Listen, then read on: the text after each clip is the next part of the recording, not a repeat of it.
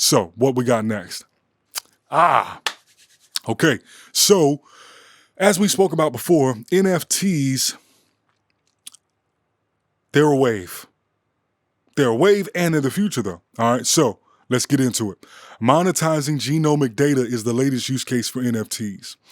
Even though they're most widely used and popular because of artists, they're expanding into other areas. Now, if you all followed the industry update we did several weeks back, where we talked about IoTech's proof of presence technology and how that could be used in logistics, it could be used in so many different applications to verify that somebody was in a particular location. We are now seeing that with the NFTs, you have some different firms actually taking people's genomic data. So think CRISPR, think 23andMe, think Ancestry, that sort of thing, and then making an NFT of it and then selling it to these data companies in a way to monetize the data. Because here's the reality.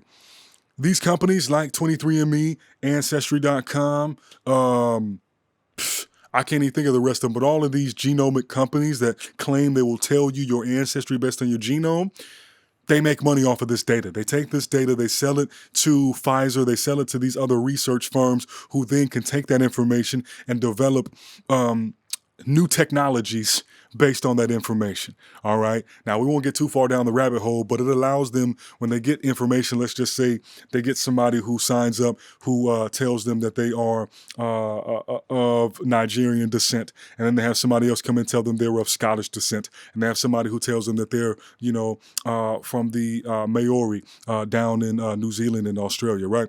They then can put all these people in different boats and they can look at their genome and they can look for things that are in common and they can look for things that are distinct.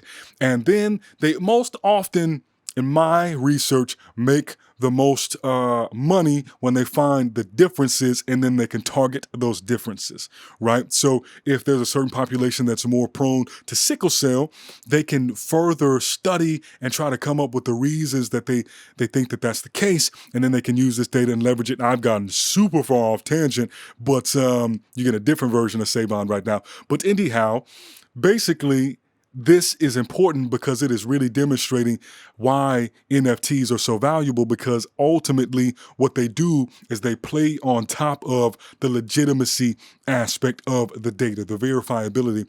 Vitalik Buterin, he put up a really good blog post, and there's an interview on the Bankless podcast where they talk about how the whole value proposition at its core, at its root of Bitcoin, Ethereum, blockchain technologies is legitimacy.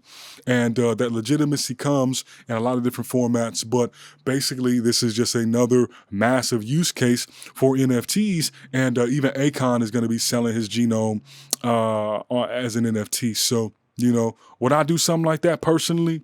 No, I don't think that in the long term, this data is going to be used for the benefit of people.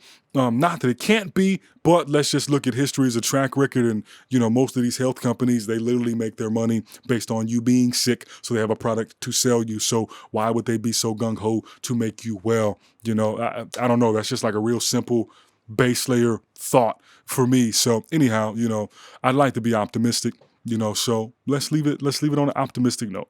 They're going to use this data and they're going to cure cancer because apparently they haven't already cured it. Anyhow,